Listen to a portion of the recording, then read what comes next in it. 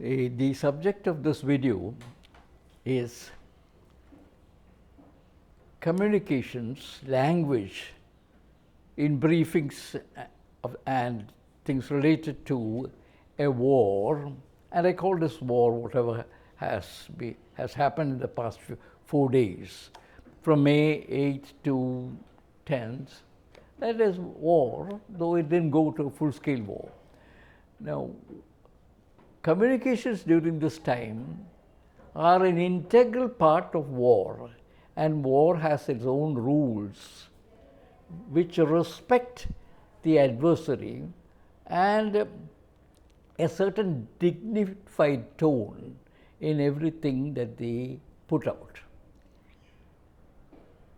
I would examine some of these comments that came out from the Foreign Office spokesman, Foreign Secretary actually, and some of those who were entrusted by probably the Army headquarters for briefing the press. I would come to that. That is the subject.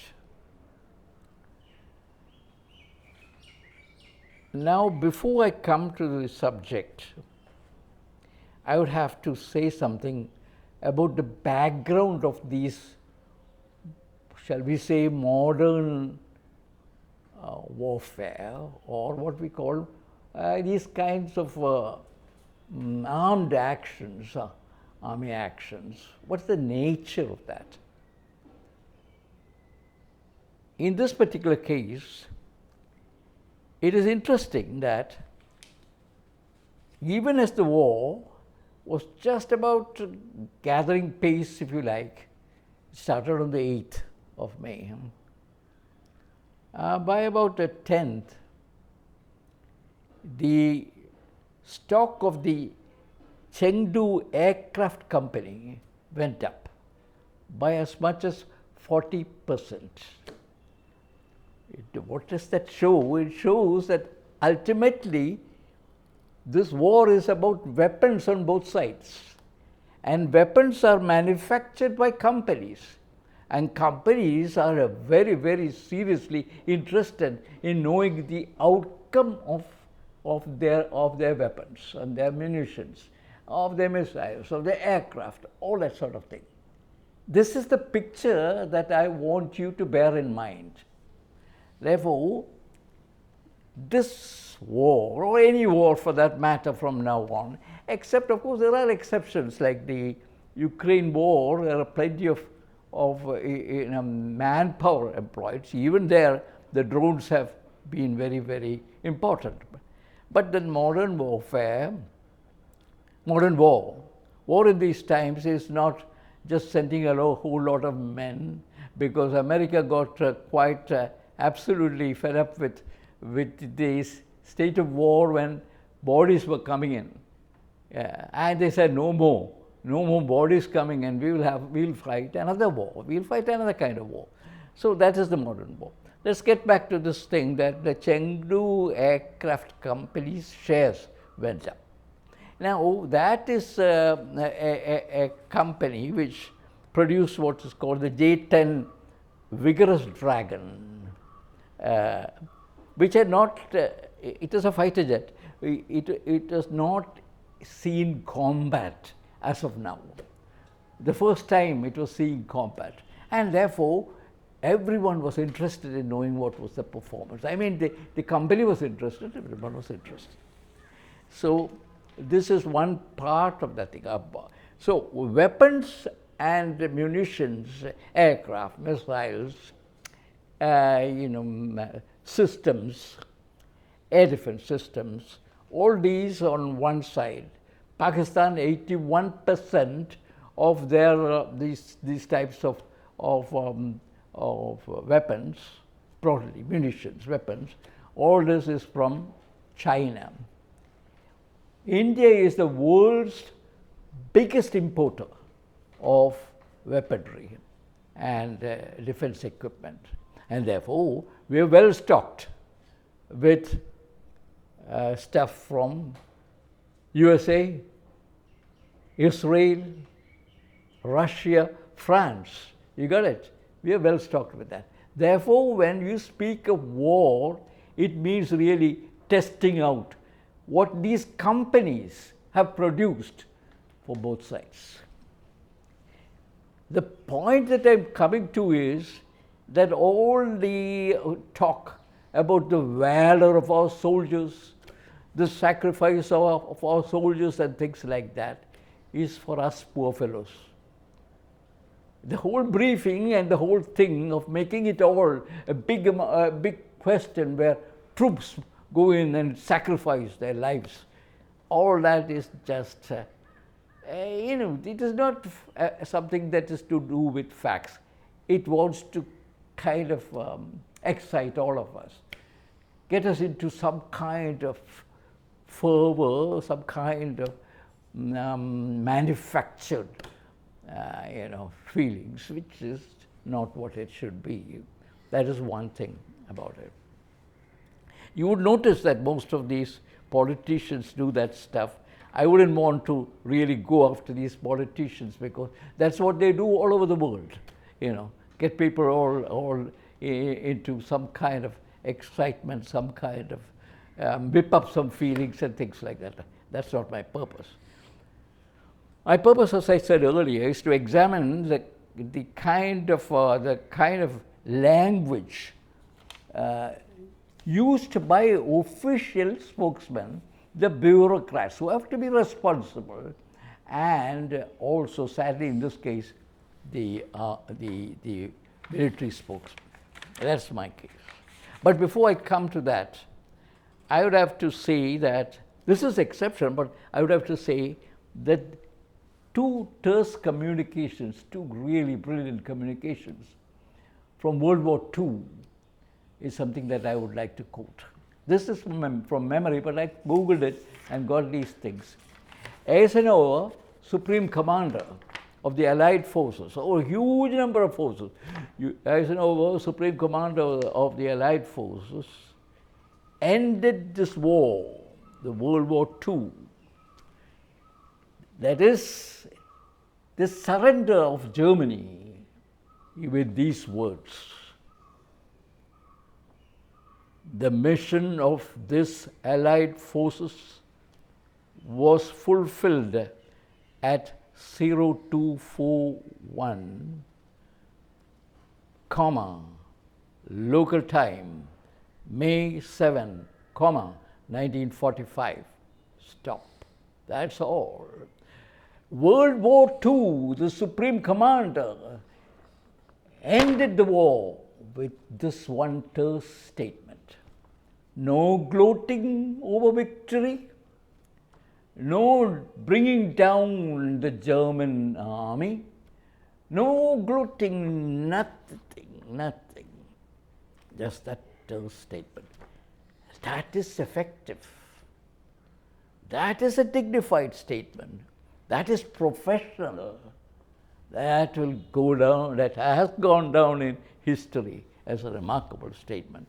Then again, in World War II, there was a very famous general, General Montgomery, Bernard Montgomery. Oh, he is a kind of, personality, really tremendous. And now, General Montgomery, who was in charge of Europe, ended the war in Europe in 1945, that is World War II, with these words. He was a remarkable man, Montgomery, Field Marshal Montgomery. These are the words. Today, this is the moment in Europe, this is the moment when the war has ended in Europe. I am speaking to you with the calm of a man who has seen the face of war. Full stop. That's all. The war ended with those words. There is dignity in that. There was no gloating. There was no excess adjectives. I don't see even one adjective there. I don't see any adjective, no overlaid sentences. Now, when I come to what we did, oh God, that's terrible. And that's the subject of my talk. You'll have to be a little patient with me because I really don't have any of those slides to help me. So I have to really rely on these papers which I have. And here it is. The war started on May 8th. And this is how it was all reported by people who are supposed to be very responsible. I'm not talking about politicians at all. I'm speaking about bureaucrats, foreign service, foreign secretary and all the rest. Not talking about politicians and even the army spokesman. So give me a little time so that I can read out, but before that, I have to just say, well, I don't want to, I only want to comment on the English. This is the defense minister speaking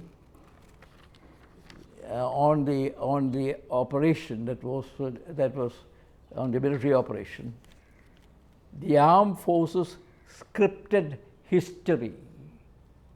Look at that, scripted history. I don't want to say too much because these politicians, that's not my province to comment upon. By acting with precision, and now come on, it is not soldiers or anybody acting with precision, it's the machines, it's the weaponry. So anyway, by acting with precision, precaution, and compassion. Would you believe that compassion as a human quality, and to expect all these munitions and all these weaponry, all very sophisticated ones, to follow the human quality of compassion. Oh, come on, that's really something which I don't understand. Well, I don't want to go too much at this, but then our friend, before that I come to an army spokesperson, a wing commander, who is supposed to have said, because this is within inverted commas, reported by the Hindu on May 8th. So we should believe this is what she said. India has demonstrated considerable restraint. Considerable is an adjective. Come on, come on. That is what is called an oxymoron in the figure of speech. You have restraint, then you can't demonstrate. Restraint and demonstration are just opposite. So India has demonstrated, restraint has demonstrated, oh God. That also is a verb, in this case, has demonstrated, therefore it is a participle, a perfect tense. Has demonstrated considerable restraint. Considerable is an adjective. Restraint is enough if you want to say India.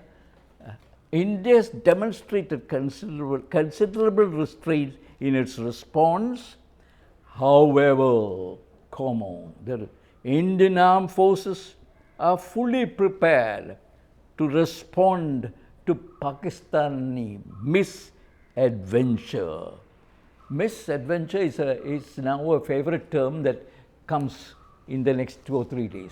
Pakistani misadventure. What does it mean? What does that mean, really? Misadventure. We are talking of a professional force like yours, like ours. Well, we have a professional force there. Pakistan has a professional force there. You talk about Pakistani misadventure. And that too, you say, I mean, it's a word which I can understand really. Pakistani misadventure, if any, to escalate the situation. How you could say, come on, we have had enough, let's stop. If that's your message. So I don't know what the message is, but anyway, it goes against the #1 rule of military communication. Be precise. Don't be vague. Be clear and precise. And be dignified in what you say. Well, I don't see many of those elements here. And then now comes the Foreign Secretary. into this thing.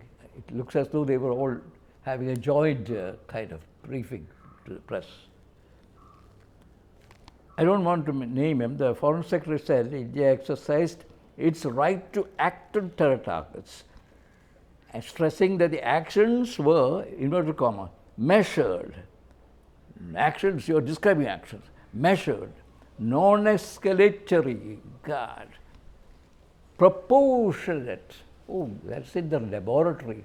Proportionate. You add proportionate quantity of mixtures. You're talking about an army action. And you say proportionate and responsible. You're giving another quality, responsible or act. You're talking about military actions, not human behavior.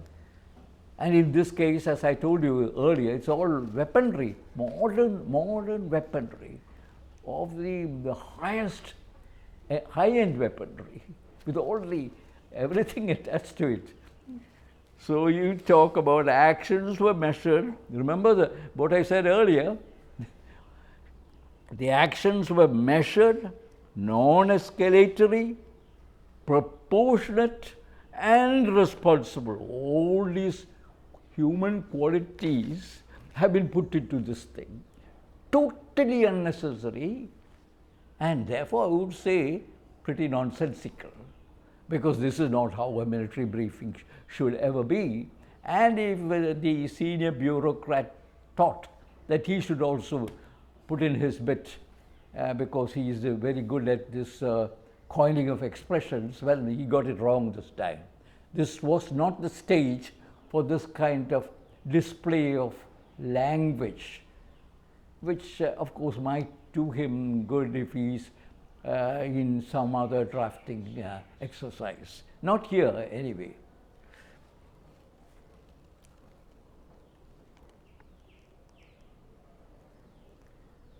They go on, and then it seems to me that what they are doing is they go on and on the same thing, because restraint, selection of targets, and method of execution. We are living up to the commitment that those responsible for the Pahalgam attack will be held accountable. Or, nowhere, I don't see anywhere. It looks as though it's a whole hodgepodge thing, and maybe as you go along you get the feeling that this is also what is called soft verbal terror unleashed on people, unsuspecting people who want only some basic information, not this kind of thing. So that's how it went on the first day of this so-called briefing. I hope I'm not testing your patience too much, but then everything that they said was totally laughable. The Foreign Secretary on that day said, it's a long statement. Why do they have to give us all those long statements, except for what I said just now, subjecting us to soft verbal terrorism? Despite the fortnight, this is put within inverted commas. This is what he said, the Foreign Secretary. It was deemed essential that the perpetrators and planners of the attack be brought to justice. Well, a schoolboy would be okay doing this kind of stuff. Perpetrators and planners of the attack be brought to justice. Despite a fortnight having passed since the attacks, there has been no demonstrable step. Oh, that's the first time that I'm hearing that's demonstrable step. Hard to pronounce that. There has been no demonstrable step from Pakistan to take action against the terrorist infrastructure on its territory or on territory under its control. And now comes the peace. Instead, all it has indulged in are denials and allegations. God, this is verbal outrage on our people. Our monitoring, our intelligence monitoring of Pakistan-based terrorist modules indicated that further attacks against India were impending. There was thus a compulsion both to deter and to preempt. Well, earlier you said that you were wanting to knock out their terrorist camps, and now you say it is to deter and to preempt. Okay, I don't know what that means. Everything about this is pretty bad, but what I want to point out was that whenever the army spokesperson speaks, she also doesn't follow any kind of rules there. Here, she says, the locations were selected to avoid a damage to civilian installations and loss of civilian lives. God. You said that you were trying to knock out the terrorist outfits. How come you are now saying that you were separating the civilian places? It's possible that these terrorist outfits have camped there in the civilian areas as well. So it doesn't make any sense. There it comes. The target selection was done with due diligence. We hear these things in contracts, in the scrutiny of contracts, but not in an army briefing. Well, the army is professional, and to say it was done with due diligence is bringing it down to something pretty ordinary and commercial. You do due diligence in the scrutiny of contracts and things like that.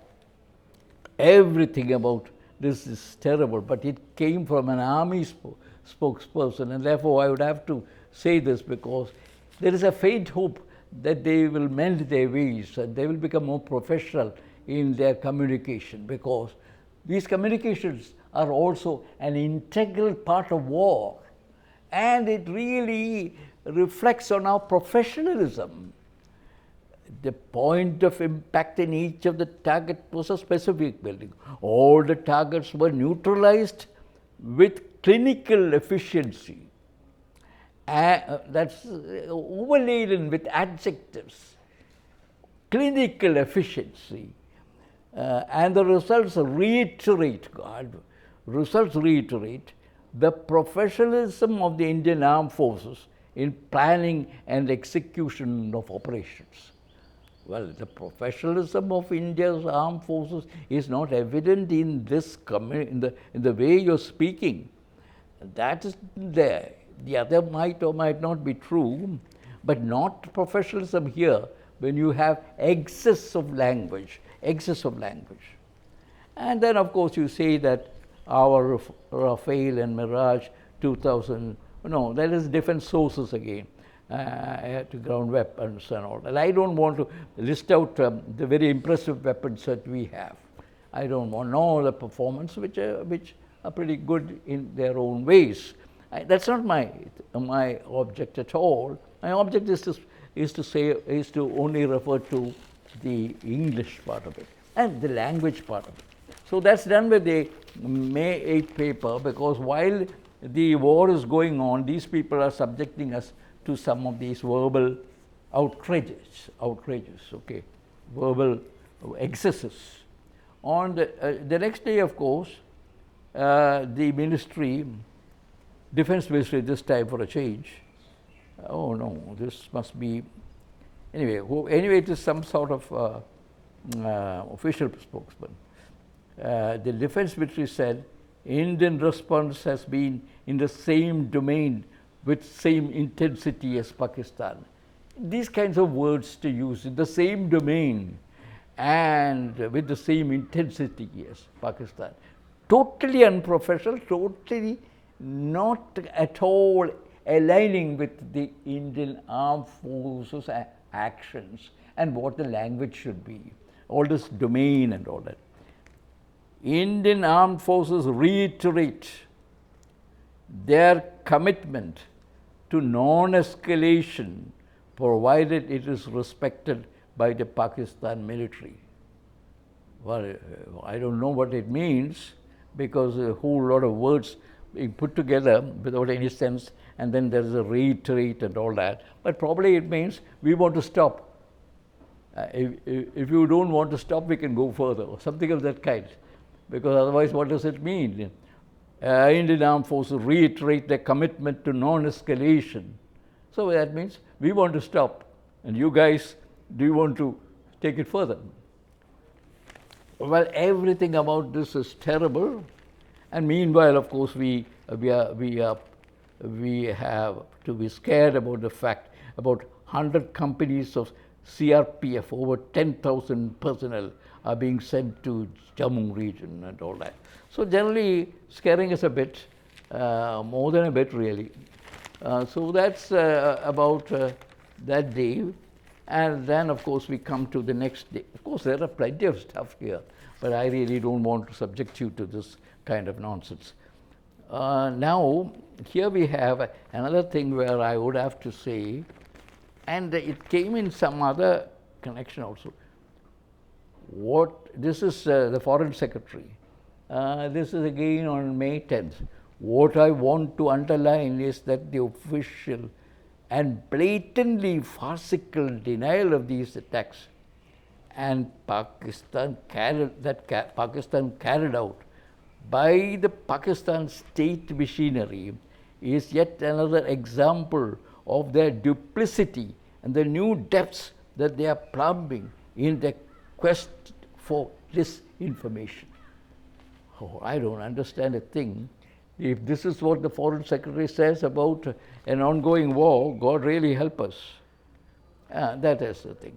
And then somewhere, now it's not possible to locate. There is a thing which, yes, I think we could go to another page where a professional, an army professional uses something like this, possibly from Turkey. Pakistan used 400 drones, possibly from Turkey. That is again against the prime rule. Do not be vague. Do not go on saying this may be. Prime rule, that could be. Don't be speculative. Give facts which you know. If you don't have facts, just say, I don't have the facts. So again, that was very poor stuff really. Again, the Foreign Secretary comes out on May 10th with the inane statement that the Indian Armed Forces responded proportionately, adequately, and responsibly. That is a repetition of things. Of course, meaningless, but complete repetition of things. So that's how that was, and I mean, this is how the war ended so far as the verbal part is concerned. We'll come to the last bit in a moment, but before that, our Foreign Secretary hasn't done yet. He has still a lot more to do. He has some more munitions, and he has to deploy them on us. Yes, this is a new thing that he has come out. Mr. So-and-so, that is the Foreign Secretary, also accused Pakistani forces of targeting Gurudwaras in a bid to sow communal discord. That is the thing. As we saw in the Pahalgam attack, Pakistan is again trying desperately to impart a communal hue to the situation. Communal hue. Good. Look at that English. Communal hue. These people think that using these words is going to give us some kind of a new thing. Nothing at all. They are not saying anything new. Yes, communal hue to the situation with an intention to create discord.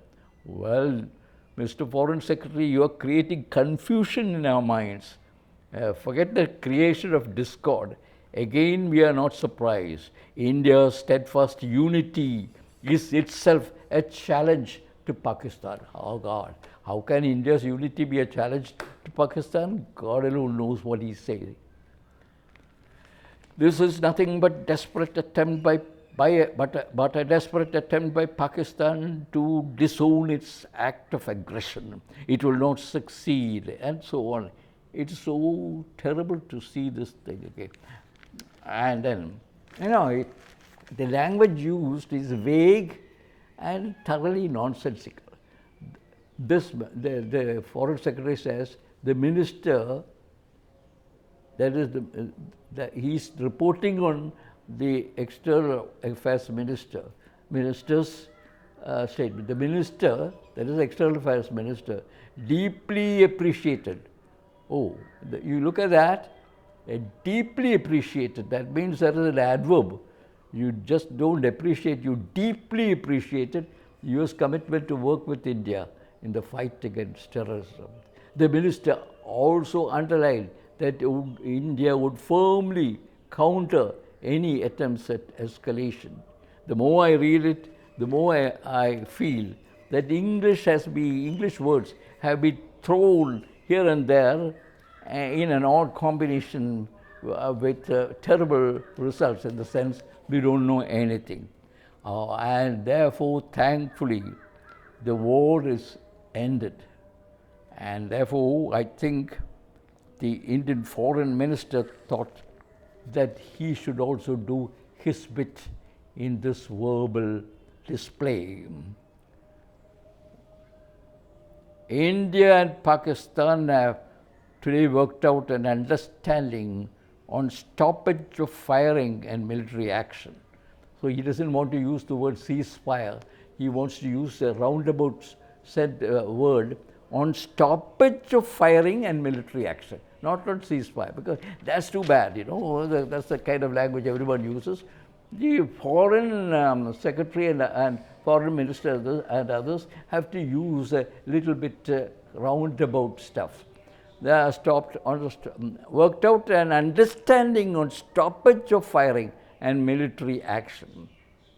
India has consistently maintained a firm and uncompromising stance, no meaning in all that, against terrorism in all its forms and manifestations. God, what is that? Is it a spirit or something which will have a manifestation and a form? It could scare babies at night. Oh, mommy, I can't sleep. Why? Why? Terrorism in its forms has come. Manifestation has come. So that's how the foreign minister scared us.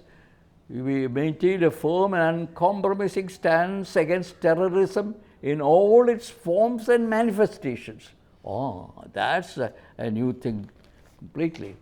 So, so the ceasefire took place, and there was a little bit of debate of who initiated what, which is of course silly, because both the DGMOs should be in touch, in constant touch, and they should be on first names basis. This is what I think.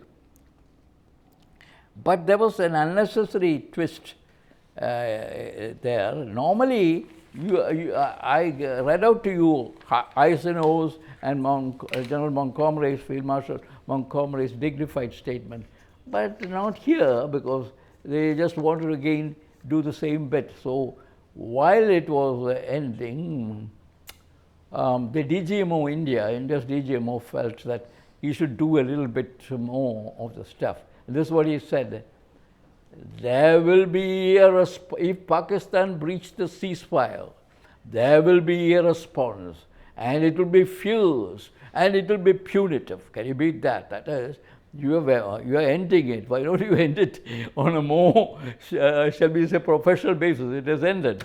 He says, then of course he added, in situations like these, sometimes these understandings take time to manifest on the ground. Oh, well, if it takes time for all the people on the spot to know that there is a ceasefire, he doesn't have to rub it in saying that if there is something, we are going to be punitive, we are going to have punitive action. Now, this is how the whole thing went, and I really think that the performance of, performance of our foreign office, all of them really, and the army spokesman was less than professional. In fact, it was a very clumsy exercise. But before I say this, before I conclude, I want to just come out with just one point, and that is that the naming of operations has got to be a little bit more professional. I do not want to say except that as I know it, there are certain guidelines in the matter of naming operations. Whether it is a desert storm or anything like that, the rule is never have anything to do with religious or cultural overtones or anything very debatable. Keep it neutral, very neutral. And sometimes that seems to have been, not sometimes really, that seems to have been the norm over these years. Even here, while we may have preferred a little bit of Sanskrit, Operation Meghdoot or Parakram, Vijay is of course Operation Vijay was pretty,